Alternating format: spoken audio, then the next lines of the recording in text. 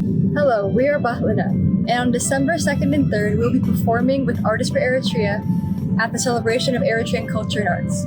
Join us at the Eritrean Cultural Civic Center in Washington, D.C. for our performance.